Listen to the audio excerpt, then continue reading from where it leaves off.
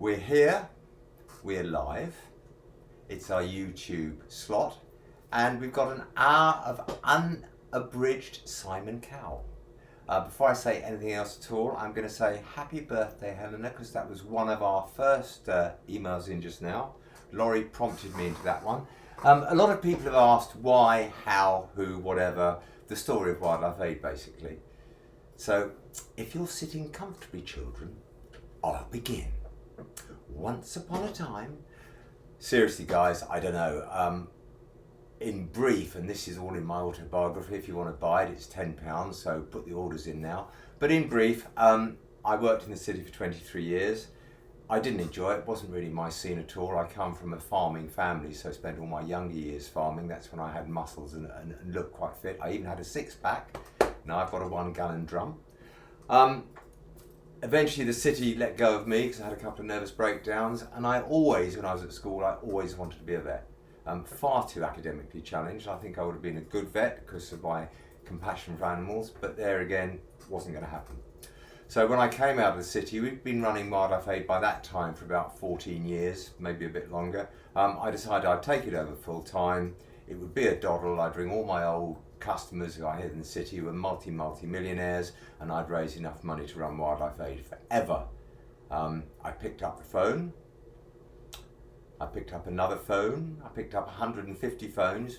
Nothing. From all my 18 or 23 years in London, no pickup from any of the people I thought were my sort of very best friends, very best contacts. So it's now kicking off. Wildlife Aid is small. It's dealing with a few animals a year, or in fact hundreds of animals a year, but a few a day. And I decided to sort of give it a bit of a kick. It wasn't so much our kick, it was because people kept bringing things in. So increase in numbers meant increase in volunteers, and it just started to motor. I mean, I even marvel today after 39 years, every year I think we'll never have enough money to run next year. It just isn't going to happen. And every year so far, touch wood, which I'm doing right now, it has happened. So how to get from there to here has been a big blur really. I don't really ever plan anything, especially in the world of wildlife rescue. You can't plan, there's nothing to plan. You get there and you sort it out and you do the rescue. And really my whole strategy of WAF has been exactly that, which would scare most people to death. You know, I always believe if you believe in something, it'll happen. If you want it badly enough, it'll happen or it'll come. So Wildlife Aid has just grown and grown and grown. It started in my kitchen, where we had animals on shelves and animals in cages and all over the kitchen. My children grew up with maybe a barn owl sitting on the door one day, a hedgehog scampering across while they were having breakfast. We moved from there to a little 14 by 8 foot shed up the garden, which I actually built myself, which is why it fell down after 3.5 days. And from there we built another hospital in the house, and then we built the hospital up the top, and slowly Wildlife Aid has grown organically to such an extent that we've now got over 370 volunteers, without whom we wouldn't be able to function. We've got a very dedicated and small team of people, just 5 people, and we've got Alice. Oh, what can I say about Alice? She's probably typing on the end of another machine somewhere. She'll get grief in a minute. She is a dynamo. Open Day, for instance, which we're just recovering from, and I'm still in the slumps of worn outness.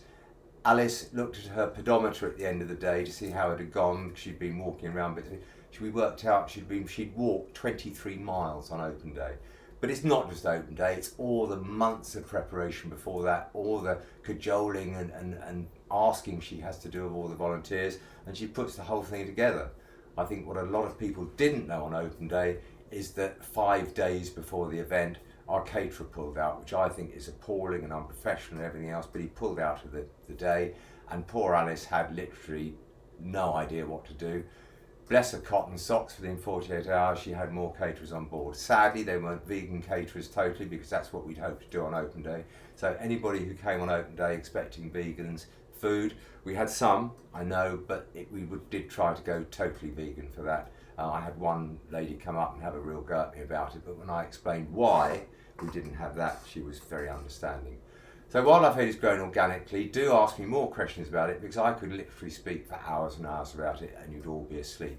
So my once upon a time story has sort of come to a bit of an end. We'll probably pick up some more questions in a minute. And Laurie, I dare say, will be mouthing at me and shouting at me very shortly. We're just going to answer a couple of the more common questions that we get about how Simon started Wildlife Aid and the sort of various rules and regulations around that. So the first one we get quite a lot is, are there any licenses or anything that you actually need to start up something like WAF? No, there's not. I think you can see, as we did, we started in our kitchen, as simple as that. I think it's very sensible to have vets on board from the beginning, even if they're not with you full time, because you need their guidance, you need them to steer the charity to do the best thing for the animals, and obviously provide any drugs that the animals need. So do get a vet on board straight away, but there are no licenses. I think it's a shame. I would like to see wildlife hospitals licensed to a better degree, because I think there are people out there who do it with the very best of intentions, but perhaps not the ideal results, and most of that is due to imprinting and habitualisation and various other aspects, which is again another huge topic. I get so many questions every year, how can I start my own wildlife hospital? My first line answer is always don't, or you'll end up looking like me. But in all seriousness, if you've got the passion and you've got the drive, it will succeed. It'll be hard work, you have to give up just about everything to do it. But, and as I also say to a lot of people, I will whinge about it every single day. And if then the next question is, would you change anything in your life? The answer would be no. So are there any legal issues with starting wildlife rescue? Do you have to abide by any laws or any particular restrictions about what you can and can't do? You could get checked out by the RSPCA. It's a sensible thing to do. We're sort of looked at by them every year nearly. I think they come and check us, and we ask them to make sure they're happy with us. There are certain laws about releasing and keeping certain animals. That's something you have to look at the time and make sure you abide within the law. And I think if you can have a vet on board, even only as a consultant, that's a really sensible thing to do. So laws, no. Sensible things, yes, and obviously to raise money is probably the most difficult thing in the world. I know I harp on about legacies a lot, but they are the be-all and end-all to us. But more importantly, to ask for money. If you're not a charity, I find it very difficult, so that's why we became a charity in 1987. Bear in mind, Wildlife Aid wasn't called that then. It started in 1980, so for 7 years we weren't a charity, and we went for charitable status 7 years later. So on the note of money, do we get any sort of government funding? Are we held up by lottery funding or anything like that, or is it entirely through public donation? It's the public. It is the public totally. We have a few corporate entities who do support us, some better than others, but no massive funds, not being nasty to any of the corporates who do support us. I mean, this place costs over £1,500 a day to run, and that's an awful lot of money. I mean, that's sort of £400,000 a year, probably a bit more. I haven't done my sums recently.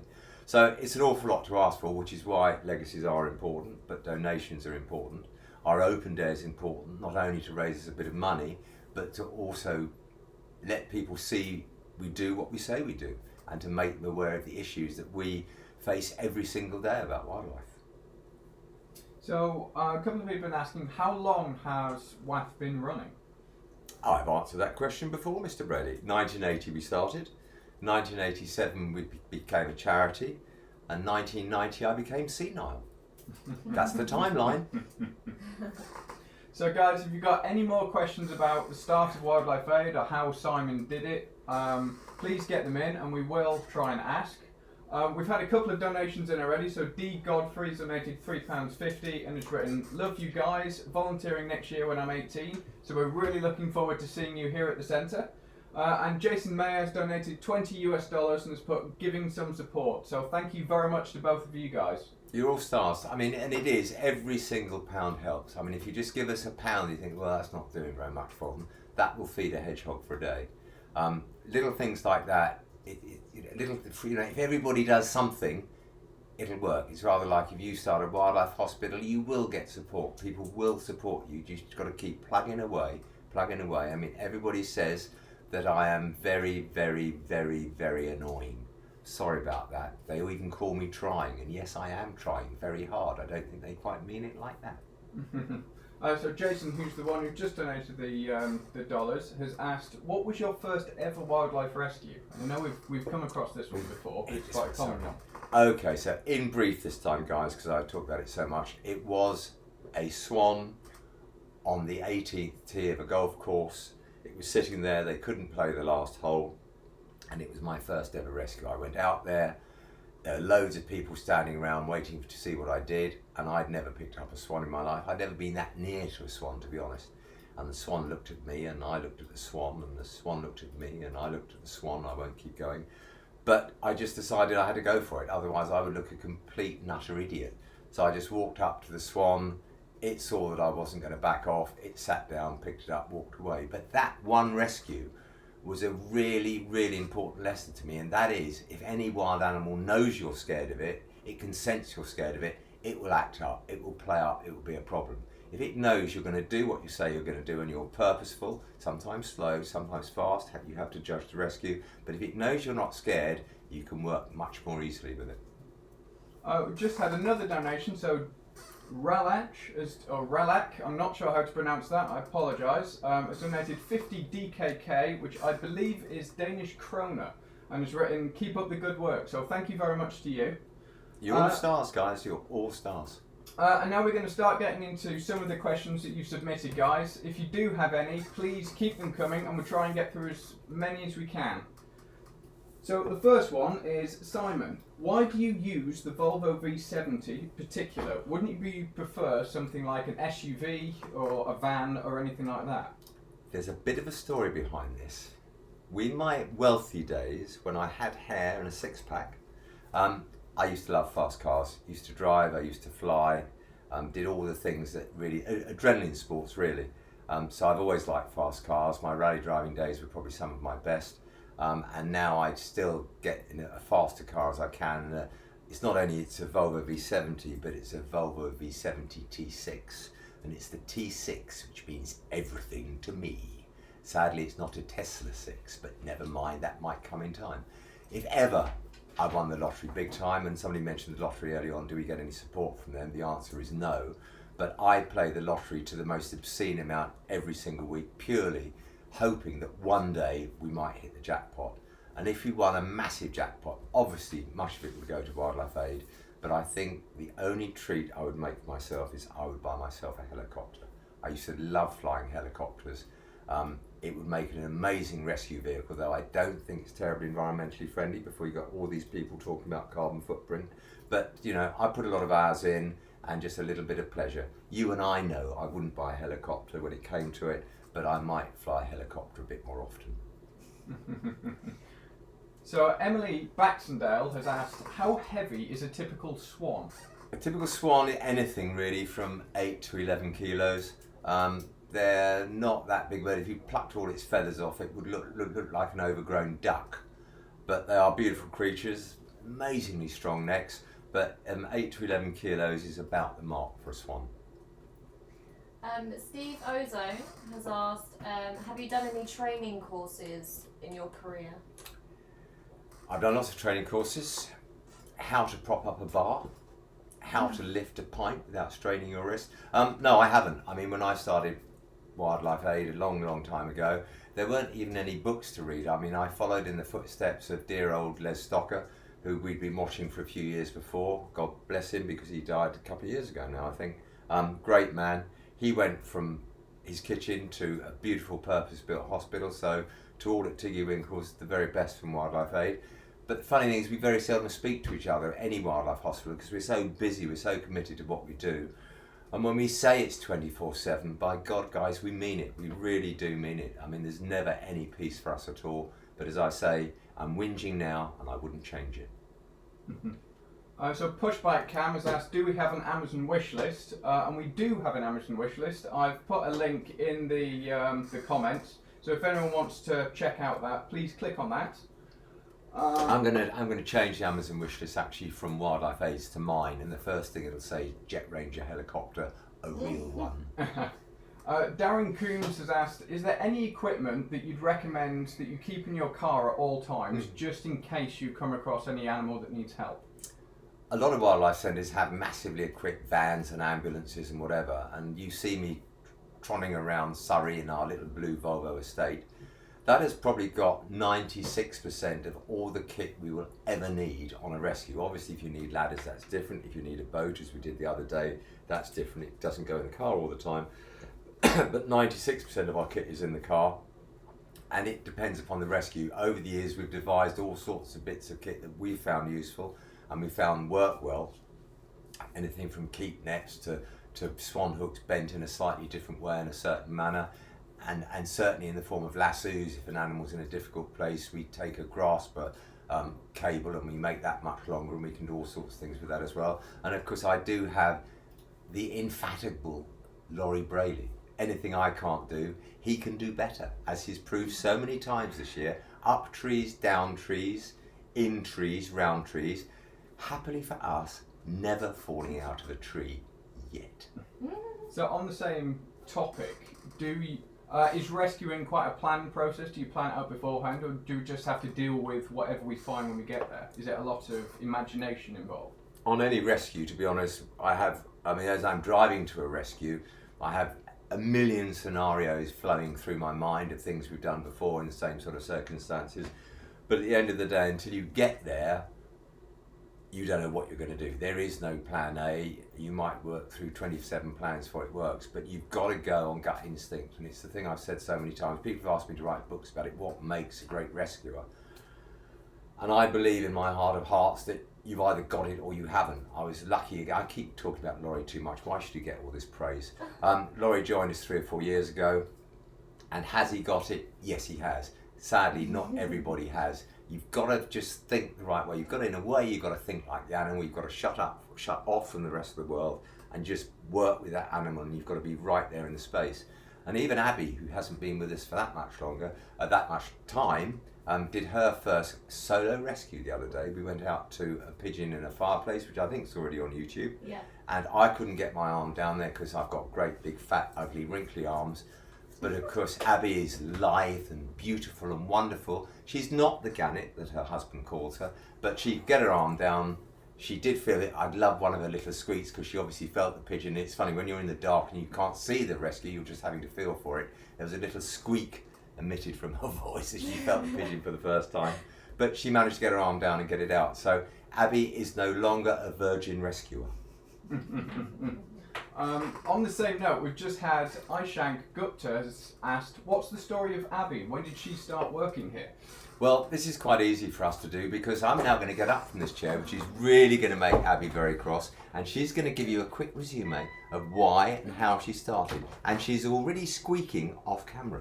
So, space for a second, and here she comes. Abby, take the chair. Take the chair, Abby. Come on, I know you hate it, but it's for the good of WildlifeAid, isn't it? Hello. I've been here for just over a year now. Started volunteering and then came to be with Laurie and Simon. Why? Why did you come down here? Because I love animals and I love photography, and it was a good in. Yeah, and you? You applied for an internship, didn't you, at first? Yeah. And you were with us on an internship for a good number of months. Well, yeah, I was on did some work experience for a month, and then Simon asked me to stay permanently, which was great. And you have you've got a sort of journalistic background. You used to work with a lot of magazines and stuff like that. So I have to say, from our side, you've been absolutely invaluable, not just on the video and photography side, but all of the print work and the posters that you guys have seen. They've almost all been through Abby. So she handles all our graphic design side of things, all our brochures and all of that as well. So she's really quite good on the quiet. You know, she's quite an asset to us. The reason we made her do a long internship is because I hate paying anyone. So I pulled that out as long as I could. But in the end we had to pay her, and she's here now, and she's brilliant, and she's now a seasoned rescuer, nearly. It was all worth it. It was all worth it. Good. Simon, back to you. Okay. Well, luckily I got away with that without being hit. We'll get Laurie down here in a minute. And Mary was going to come in today, but she's literally had one day off in the last 8 days, and she's taken today off because she's absolutely knackered. So she's not in this week, but we'll try to get her back in the chair next week. We'll probably get Laurie in the chair in a minute, but I might have to get him kicking and screaming as well because my whole team are like that. But it's like everybody here. I mean, I was going to sort of say a lot of thank yous on open day to people. It's very difficult because I would really have to thank 377 people. You can't leave anyone out, but there are always people who do, I see, that do more. Laurie and Abby are two of them, Alice obviously another one, so do all of them, but all 377, one big, huge thank you for everything you do. I know I always say that, but without them this place would not exist. So we've had a number of donations that have come in over the past couple of minutes. So Kalina Collect has donated $9.99 in US dollars and has asked, how do you keep your good humour when a critter bites you? The good humour is purely when the camera's on. As Laurie will tell you, I never swear. He's never heard me swear in the whole of the life he's been with us because I make him edit it out. It's quite simple, really. I know I have a lot of off days, don't get me wrong. I'm sure Laurie and Abby could tell you many of them. The humour really is not so much good humour, it's the fact that we're doing, in my mind, we're doing something so important that it's the rescues and things like that that drive me forward. The days when I sit in the office having to do paperwork and all that sort of absolute balonious rubbish which I loathe, my humour's not at all good, but we get a rescue and it puts you into a new gear. It gets you up about 4 gears, you're off, you've got adrenaline, you're driven to do what you've got to do, because if we don't rescue that animal, it'll probably die, and that's what drives us all the time. We went out on, I think yesterday or the day before, we were given a new, in fact no we didn't, we bought, but somebody gave us a donation towards it, a new little electric motor for our boat, which had never been used. It was in there last year, and we had a coot yesterday, a young coot, which had fishing line and a hook in its mouth, and I dare say that will be coming out shortly on YouTube. But we would never have caught it. They can swim quite fast, they can dive quite fast. So we put this little motor on the boat, which actually was very impressive. It did about 5 or 6 miles an hour, which is far faster than you can row. But in the end, even with all that kit, the young coot went into the reeds, got snagged, and the hook and the float came off, which is really lucky. We found it in the reeds and it swam off quite happily. So that was a bit of a rescue for us, but it was sort of a self-induced rescue, probably because we were chasing it a little bit, but it wouldn't have survived with all that in it. So another job done and dusted. And again, I wanted to drive the boat. It's my boat, my motor. So Laurie sat in the back, he drove the boat, and I did as I was told, as I've learnt to do as I get older. So a couple more donations as well. Scottish astronomers donated £10 and has written, is there any British animal you haven't rescued? So they assume we've not seen things like a Scottish wildcat or an osprey or anything we tend not to get around Surrey. Yes, of course there are lots of things we haven't rescued because they're not in our neck of the woods. I think we've rescued pretty much everything that you'd ever see in the south of England. I can't think of any species that we've never had any of, to be honest. We had one otter in our lives. I'd love to get more. There's another story there, but not now. Obviously we haven't seen Scottish wildcats, we haven't seen pine martens. But who knows, one day with all these climate change illuminations going on, which terrify the life out of me, but that again is another day, hopefully something will happen. But all I can say now, I've got to say this, because I've got to say thank you to people like Greta Thunberg and Bella Lack. They are driving environmental awareness far greater than I've been trying to do for many years, obviously along with the great Sir David Attenborough. I mean, we've got to take this thing seriously, guys, and every wild species does matter. We can't fix it all. I'd love to be the great fixer of all our environmental problems, but we can take the wildlife that's local to us, get it better and get it out.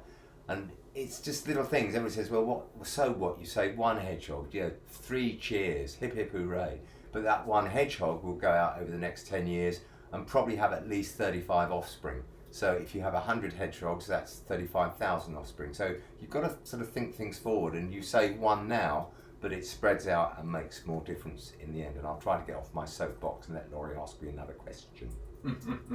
On the same guise of that, we've had Friends Ever Together has asked, have you ever rescued a wolf?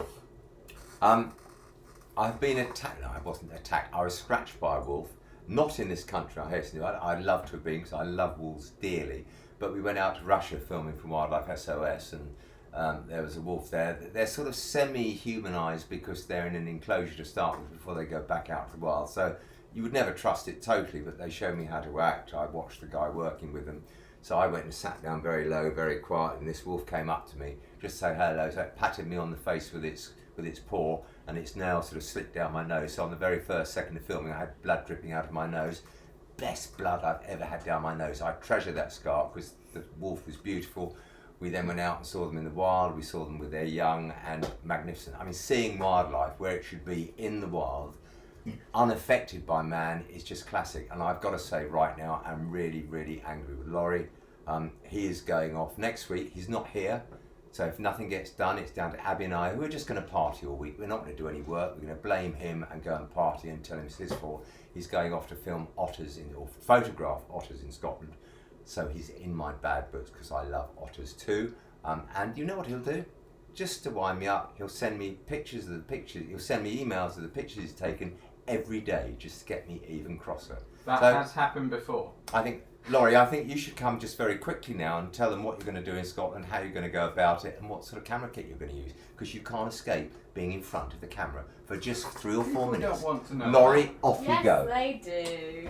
Everybody wants Laurie. We want Laurie. Hello everyone. I'm not entirely sure why we're talking about this, but yes, next week on Monday I'm off to Shetland, up in Scotland, and I'm going with my girlfriends to photograph the Eurasian otter. It's a species I've wanted to photograph for many, many years, and I'm ecstatic to be able to go up. We have a local guide up there who sort of works with them quite a lot. We're going up to try and track them, see where they are. I've hired a number of very, very long camera lenses, so hopefully we can get some photos of that one. But yeah, is there anything else you want me to talk about, or are you just going to put me in front of this screen? You can say something or you can go, whichever you prefer, Mr. Braley. Okay guys, so does anyone have any questions? Do you just want to shoot me over some questions, Abby? Shoot you over a question. waiting. Paris Crimson has asked, does it do more harm than good to leave food out for foxes? Leaving food out for foxes, it's quite a difficult one. Usually if you leave food out for foxes, one, you'll attract a lot of potential vermin or anything like that might not be particularly welcome. And also you can habituate the fox to associate human beings with food. And whilst you might like foxes and you might care for them, your neighbours or someone down the street, anyone else in that territory, might think the complete opposite. We had a case a number of years ago where a fox that was dependent on a lady for food approached someone who then brought her house after she moved on, and they had a real negative attitude towards the foxes and actually put a pitchfork through the side of the fox. So whilst it might be nice to think that you're helping the animal, it can be a real detriment. So we only really advocate feeding of foxes when they really need it. Say when they're recovering from mange, it can often help with their recovery.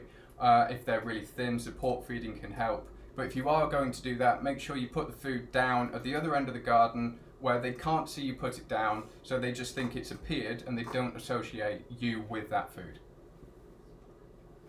Okay, well, Laurie has obviously become Simon Cowell. Get back in your box, I'm Brady. off. You go up to Scotland and do your stuff. So I think Laurie has become Simon Cowell. He's now even quoting my stories, which made me chuckle. Did make me chuckle a little bit. So, Laurie, from us all, have a great time. And I can only say that I'm going to smear all your lenses with Vaseline before you go. And you'll think you've been shooting out of focus for an entire week. Go on, give us a question, guys. A couple more donations have come in. So Nafra87 has donated €5 and it's written from a Dutch fan, so thank you very much. I want to go and talk in Holland. Lots of Dutch people come over, and they also, love it and they love what we do and whatever. And if you've got so many fans in Holland, if somebody could just get all of you together, book a hall or whatever, a cinema or whatever, and I'll come and give you a talk. It'd be really fun. I'd love to come over there. I used to go over there sometimes when I was working in London.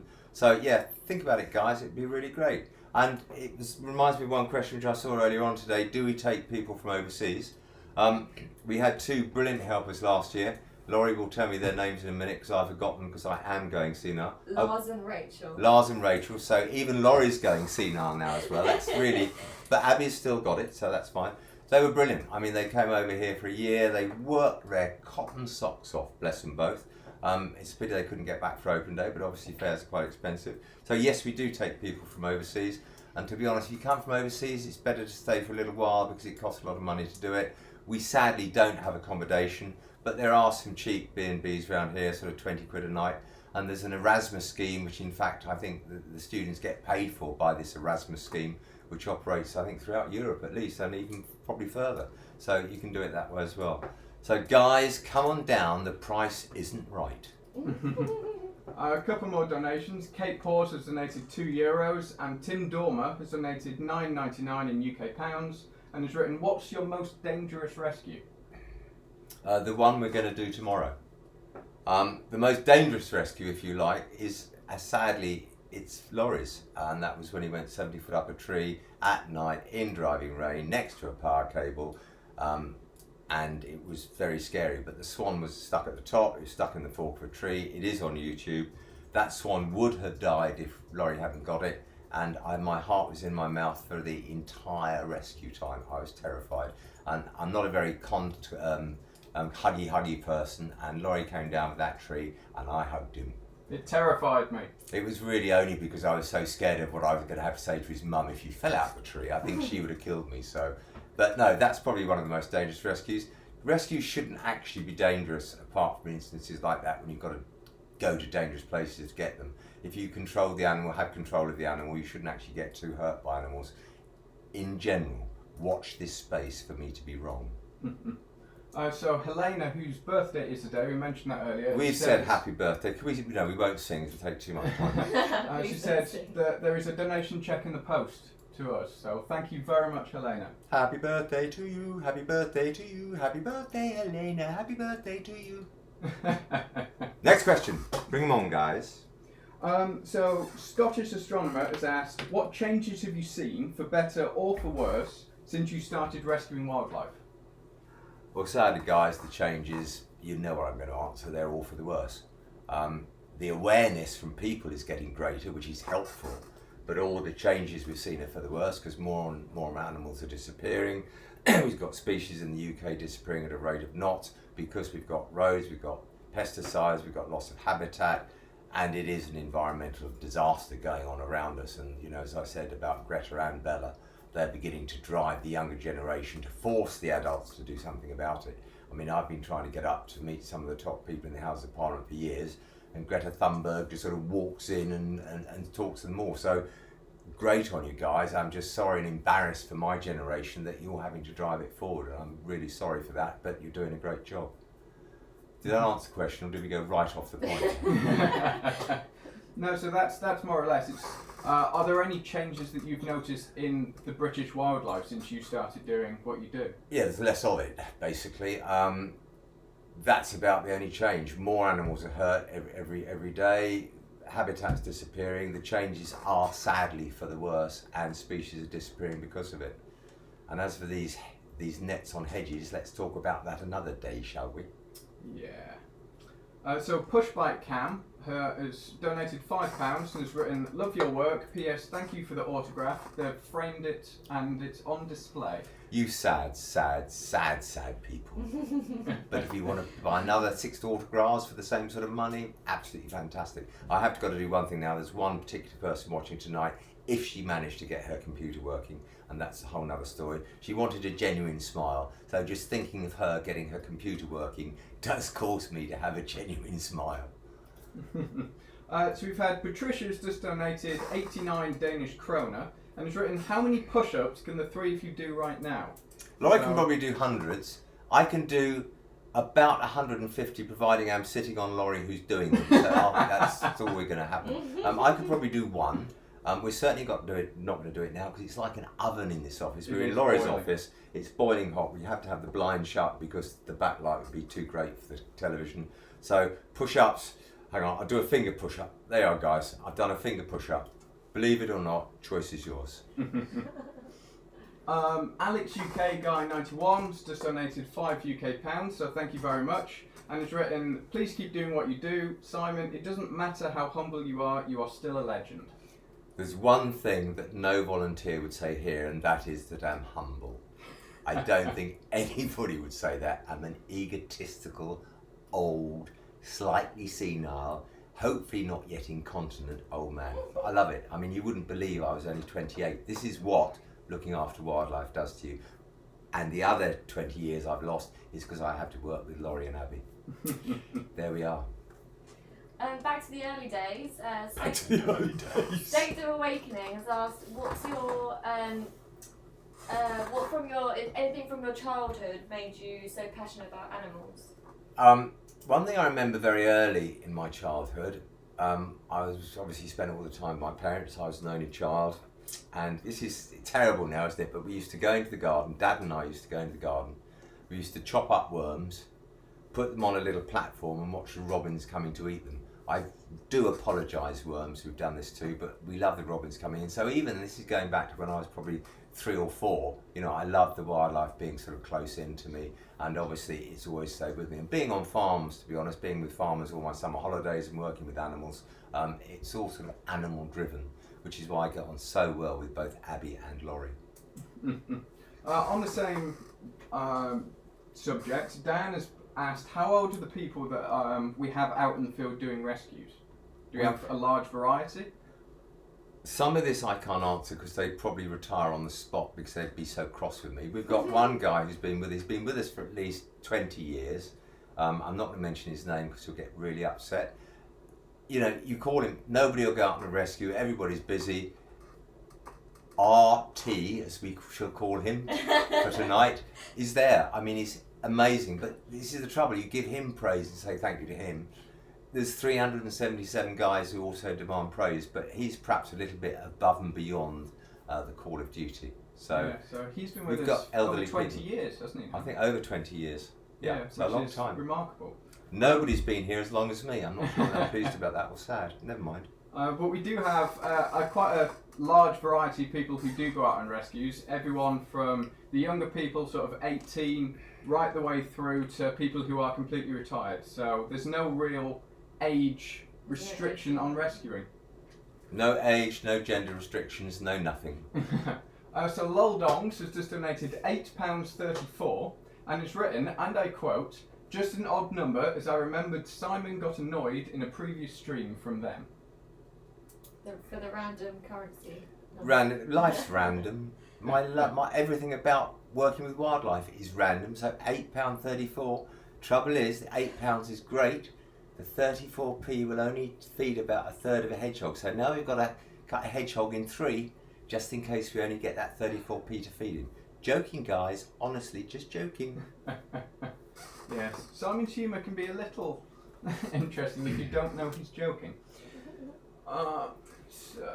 Raw Shark 12 has asked, do you ever track the animals that you release?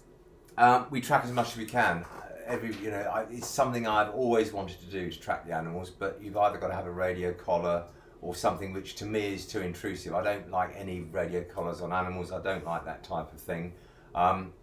If we could track them by something you could inject into the body so the antenna didn't have to break the skin and we could afford it, I'd love to track everything, because to me, if you let an animal go and it survives for anything over 8 weeks, that's a successful release, because with all the roads and everything else, you know, it's in jeopardy, but not through our work.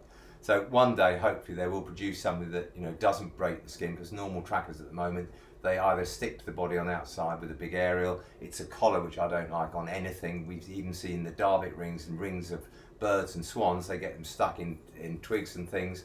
An animal should be unencumbered. It was never designed to wear clothes or rings or any type of tracking device. So one day perhaps there'll be something we can put on the animals. I'm going to buy the first 2 to put on Laurie and Abby to see where the hell they get to half the time. A lot of people are asking roughly how many rescues would we do on a daily basis? Easy answer, none. To 12 possibly on a very, very, very busy day of different sorts. It really, you can never tell. I mean, there's days when we sit here thinking there's nothing's going to happen and we get 5 or 6 rescues. There's other days when we do sit here and do absolutely nothing, and that's when I get in a bad mood and get gloomy. When we don't get a rescue for 2 or 3 days, I get really stroppy. In fact, I have asked Laurie to go out and drive his car fast just in case he brought a rescue on. And there again, Simon's humour, just joking. He is kidding. Please don't sue us. Helene has written, Simon, you're much better with animals than you were in the city. Oh yes, I hated the city. Lots of money, Miss the money, guys. Really seriously miss the money. But yeah, I like working with animals. They're, in their own way, they're far more grateful. They're far more communicative than people. People and me don't get on well together. Emily has written, I love your swan and waterfowl rescue videos. How did you learn how to correctly handle them? I was nearly going to swear then, but I won't. I've seen Les Stocker do it a few times. I've seen the kit they use, but again, you've got to feel it. You know, you can do certain things with certain bits of kit, but it's not rocket science, which is one of my favourite expressions. Laurie once bought me a t-shirt with "it's not something rocket science," which I'm never allowed to wear because it's too rude. But it's not. If you think, you know, can you grab a swan with a swan hook and bend its neck? No, of course you can't. Can you give a gentle, solid pull with it if it's not too hard? Yes, you can. Just think about what you're doing and it will all become absolutely crystal clear as mud. Darren has put, after 45 years, he's finally decided on what he'd like to do in his life, and that's to work with wildlife. Would you consider 45 too old to start studying as a vet? No, I mean, that's a difficult one, man. If you're academic, do it. I did think about it when I came out of the city, but then I decided it would pull me away from Wildlife Aid for too long. If you've got the passion, and let's be mercenary about it, if you can afford it, just go for it, man. And when you get qualified, you can come and work here for nothing with my kindest regards. No, if you're passionate about it, want to do it, and you're academic enough to do it, go for it. Sadly, I can't even add up 2 and 2 to make 5. It is 5, 2 and 2 make, isn't it? So we've had Sherry and Aishank Gupta have asked, did you or WAF invent the swan bag, or is it something that's available for purchasing? No, we didn't invent. We've invented a few bits of kits over the years. Swan bags we didn't invent. There are different types of swan bags too. If you look at all the different swan bags, some just latch over on Velcro straps, some are complete bags, some are made of different materials. So no, that I cannot put my hand up to that as one of my inventions. Lily has asked, what animals seem to need more rescuing overall? Like, what are our most common rescue animals? To be honest, I've absolutely no idea. It depends upon the situation rather than the animal, to be honest. I can't think of any particular animal that gets into more trouble than anything else. Pigeons possibly down chimneys, but there again we get owls down chimneys and birds down chimneys. So it's just an absolute plethora. I like that word. I say it again, plethora of rescues all the time. Yeah. Is there a particular animal that's you find easier to catch than others? You find it's the easiest one to catch? I find with an animal that's asleep, it's much easier to catch than if it's awake. And I find an animal with antlers, I'm far more wary of going for that one. I do, but you have to be a bit more careful. Some rescues are easier than others. I mean, we went out the other day to a grass snake. It was stuck in netting, and we had to cut it out. And it's a grass snake. I'm sort of all right with snakes. They're not my favourite creatures, but they're fine. And it kept turning around, hissing at me. And even I was jumping. I know it's a grass snake, but I was trying to cut through it. And it was getting really hacked off because it was really stuck in this netting. I had to cut a massive piece of netting off. It took me about 20 minutes to cut it out, I think, totally. And it kept hissing at me. And Abby kept laughing at me because I kept jumping, which I didn't think was very fair. And I think she deserves a pay cut immediately. I disagree. So we've got Headhunter who said it is midnight where they are and they're still staying up to watch. So thank you very much. You are stars, guys. Thank you for watching an old man like me. It might be the last time you ever see me, so it could go viral at that. And D. Godfrey has asked, are there any sort of internship opportunities in the media department that we have here? Laurie's feeling a bit old and tired. He just wants to sit back like me and sort of pretend he's working all day. He's obviously looking for staff. I'm sure that question isn't genuine. We will question this later on. We will have a post-mortem.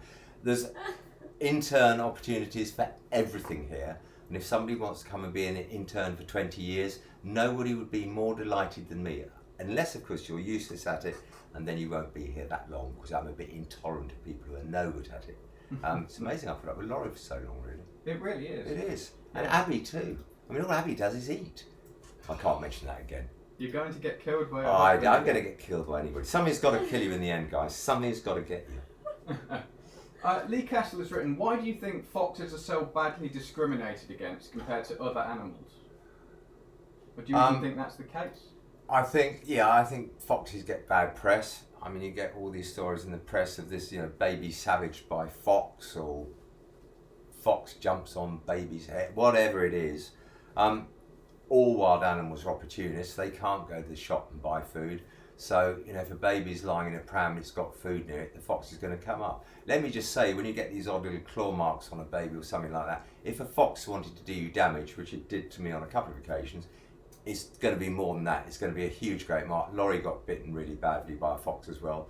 Any little marks you see on a young child, it's just a fox playing. They're very playful. I mean, we have so many calls from people who they leave their shoes outside the door at night, and lo and behold, always just one of them will have gone in the morning. They're playful. They're having fun, and they're trying to find food. I mean, and in this climate, in this world, and actually in this climate because of the very hot weather in the UK, food is hard to find. To all of those guys who are in the UK and anywhere else where you've got a hot patch at the moment, please put out water for the animals, a shallow bowl on the ground for animals to get, something that can't tip so it doesn't waste, and something up high for the birds as well, unless you've got a garden pond or something. But they need it, and the young are just coming away from their parents in the UK now, so they're not experienced like their parents are, who know they can sort of persevere to find food. Young's attention span is less than an adult, and they struggle. So even just putting out water will help, and food only if it's absolutely obvious that this animal's starving to death, it's in trouble. Again, we don't advocate feeding wild animals unless there's a particular reason for it and for a very short time. Abby's writing me a note. She's pointing things out here. Special mentions. This is our special mention moment. We should do a jingle for that, guys. I've got to thank everyone who visited us on open day. And I've already thanked Alice, but once again, Alice and I have a love and hate relationship between us. I love Alice, she hates me. Penny Pink will be selling her arts and crafts on a stall on the 13th of July and will be donating the money to Wildlife Aid. Where is her stall on the 13th of July? She did not say. She did not say where it was. Penny Pink, ring us up and tell us and we'll try to advertise it. Ivor Williams has started a Facebook fundraiser for us after visiting on open day. She explains about 20 acres and the running costs, etc. She has raised £80 so far and set a target of £6.5 million.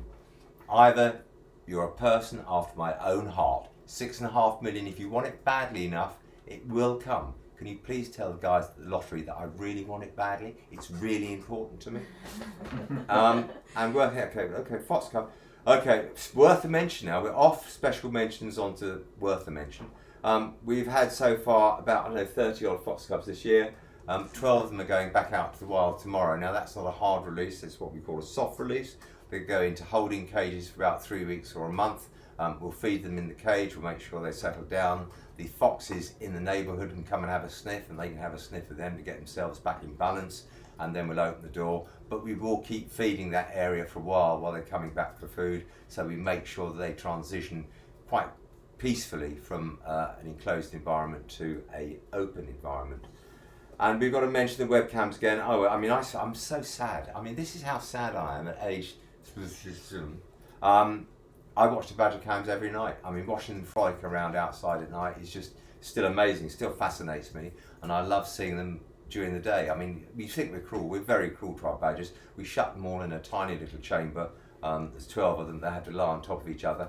Actually, they've got 4 chambers they could go into. They all choose to lie together, and let's just say that an animal's sense of smell is 800 times more powerful than ours. So if one of them farts, for want of a better word, just imagine what it would smell like in that chamber. I'll leave you with that thought. Ah, that's lovely. Absolutely lovely. Lovely. It's lovely, isn't it? So Armpit First has just written, I remember Simon rescuing a grass snake from a lady's bathroom. It seems to remember it oozed a foul smell. Is that true? Actually, I did that grass snake, I think yesterday or the day before. Yeah. My hands still stink. They exude what's rather like a fishy sort of garlic smell. And I said to Abby as we went to the restaurant, I said, Abby, remind me to wear gloves to get this grass snake off, otherwise my hands are going to stink. Abby forgot. So Abby should be rubbed in garlic. I think that's the answer for that one. No, it stinks for quite a few days. However much you scrub your hands with, whatever you scrub it with, they stink for a while. That's another one of their protections. But please, not on me. A couple more donations have come in. Bunny the Bear's donated £5, so thank you very much. And FXP1688, who I do remember from a previous stream, has donated €100 and has written regards from Berlin, Sven. So thank you very much. If I remember right, it was you who donated about the same last stream. So that is incredibly generous of you. Thank you very, very much. Hang on, so if we had a YouTube session live every day, he'd feel like giving us €100 every day. He could basically nearly finance the centre. Sven, thank you so much. I mean, as we say, every penny counts. Don't be upset if you can only afford 50p. Sven could afford 100. It's going to an amazing cause. It will save a lot of animals. So bless you all. Honestly, I mean it. So a number of people have actually said they've never really seen us rescue snakes. We've done quite a few snake rescues. Do you know what your most memorable one was? I'm thinking fridge. There was a couple really. There's one because we very seldom get called to adders, and we got a call from a guy over in Reigate, which isn't that far from here, it's about half an hour away. And he said, I've seen an adder in a car park on the 7th floor in Reigate. I went, oh yeah. And believe it or not, we got up to the 7th floor of this car park and there was quite a young adder on the 7th floor. I suspect some bird had picked it up and dropped it for some reason. And this little adder was sort of swanning around the 7th floor of a car park, all up concrete stairs, so he didn't get there by himself. And then the other big rescue we had of that sort is we get called to snakes. Everybody's terrified. They said, I've got a huge snake in my garage. So we just thought it's a grass snake, so there it's behind the fridge, you know, panic, panic, panic. We got there, we sort of unplugged the fridge, we thought that would be sensible. We turned the fridge around very carefully and coiled around the engine with a motor. Obviously it was in the middle of winter, so it was trying to keep warm. It was a dirty great python. I mean, it was enormous. And you know, you try to pull the tail end so it grips up tighter. So you try to pull the head end, it grips up tighter. So in the end, and nobody will ever believe me, I swear to God it's the truth, I got a big sack, put it right next to the animal and just said to it, you in there now, and stood back. And the snake uncurled and went into the bag. Job done.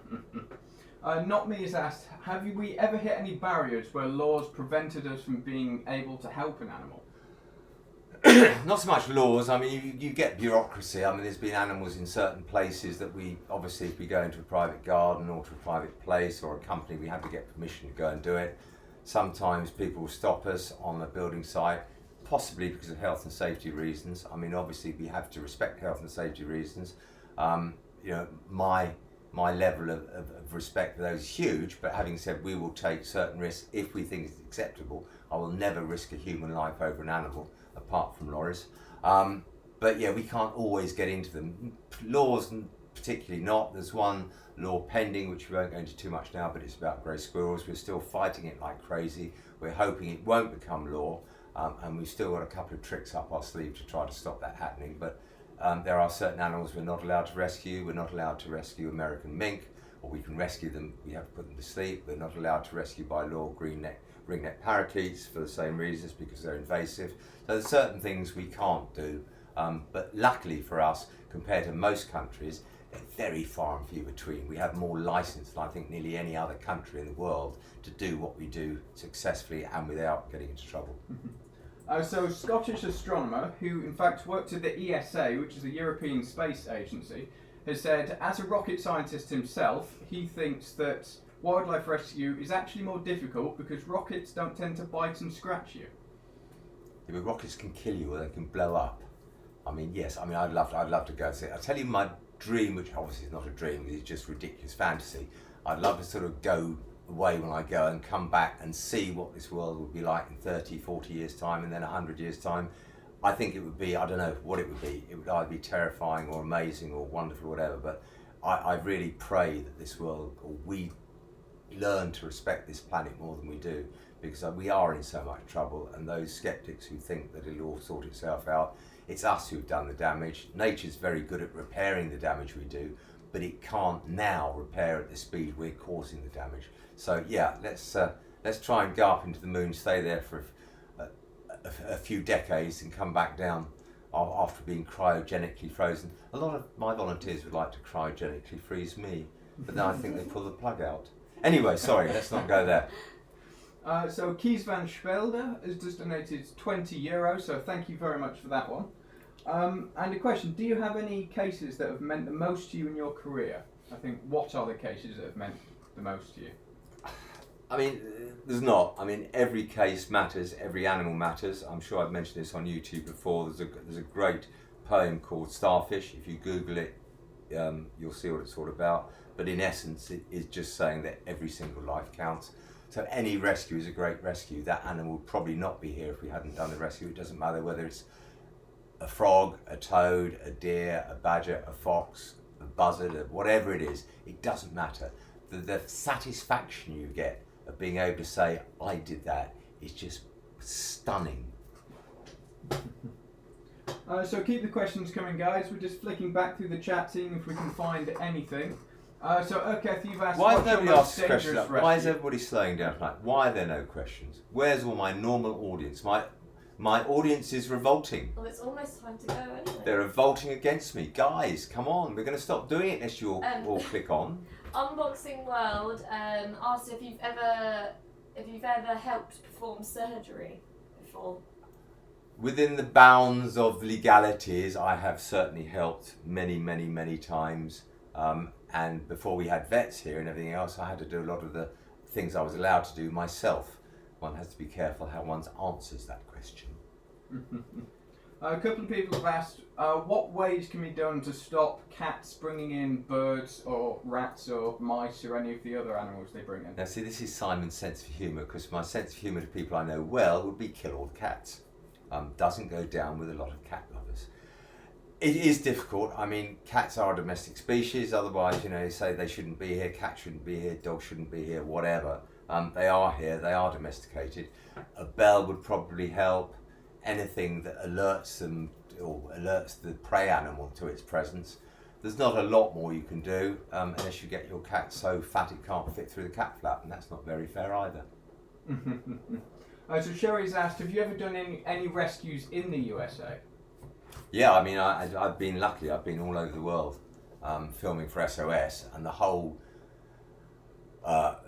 the raison d'etre of the programme was that I went and helped the rescuers in that country. So I didn't just sort of present it and watch it and see it, but I went and did it. And I think the thing I found wherever I've been in the world is you'll get off the plane having never met these people before, and within 5 minutes you're the best of friends, because we just, rescuers, wildlife rehabbers, whatever, have some sort of infinity together, and we just bond immediately. So I mean, we've been to places, and within 5 minutes we've been jumping in a car going on a rescue, having never met these guys before, which is blind faith on both sides, to be honest.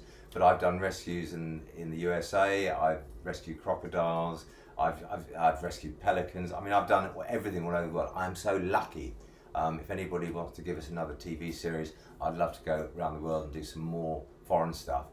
What I've found from all these trips, and I've found from everything we've ever done, is the species are different in every country, but the cause for those creatures being in trouble are almost always due to mankind. So harping back on it, guys, I'm sorry I'm like a stuck record and very old, but it's true. So yeah, I've been so lucky doing it. I'd love to do some more of it. So for BBC, ITV, Channel 4, Channel 5, Nat Geo, Animal Planet want another series with me starring in its starring role, I'd be so pleased. I'll give Laurie and Abby minor parts. In Laurie's case, just a walk-on part. So Lily has asked, in America, she thinks when talking about hedgehogs, you often call them poglets. Is that just your name, or is that a more official term? There's nothing official about any of my words for any of the animals. Hodgepig, poglet, and some words which don't always come out on the audio tracks of our business, especially when they bite me. No, it's me being Simon. They're Simon words. We have quite a few. Badge Wadge, Fox Locks. Yeah, absolutely. Foxy Loxy, Doxy Woxy. If there's something that rhymes, we'll have used it. Yeah. You should read the other book I wrote ages now. I wrote it in 1991. It's called The Owl with the Golden Heart. Or is it called Owl's Dream? No, it's The Owl with the Golden Heart. With the Golden Heart. It's aimed at 7-year-olds, but I've had people read it from age of up to 80 who loved it. One lady of that sort of age just spent the whole time crying, which was not the idea of the book at all. It's a bit like a Duncton Wood, but about the work we do, but through the eyes of the animals that we do the work on. So again, if you want to make us a bit more money, buy my book, I'd be delighted. I'd love to write more of those, but I don't have the time. So we've just got a couple of minutes left now, guys. Unfortunately, we do need to head off in a couple of minutes. So Minmaj35 has written, do we have rabies in the UK, and do other staff and volunteers need to have rabies shots? We have optional rabies shots. You can ask your doctor for a rabies shot if you're a wildlife carer like we are. We do have rabies shots. To my knowledge, we've only ever had one case of rabies in the UK, and that was in a laboratory where the animals were supposed to have rabies and they were being checked over and some guy died from it. But in the wild, we've never had rabies. We thought once or twice it might possibly be rabies, but when we had the animal checked, it hasn't been. So we're absolutely clean from rabies at this time. That's not to say I wouldn't be very scared if Abby bit me.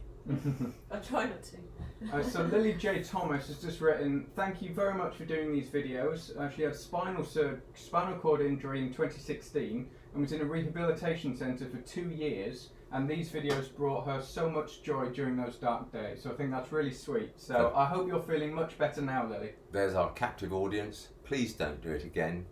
But, you know, don't watch me. I'm very boring. I'm very old. Go out and have fun. But I'm glad we lightened up what must have been some pretty painful moments for you.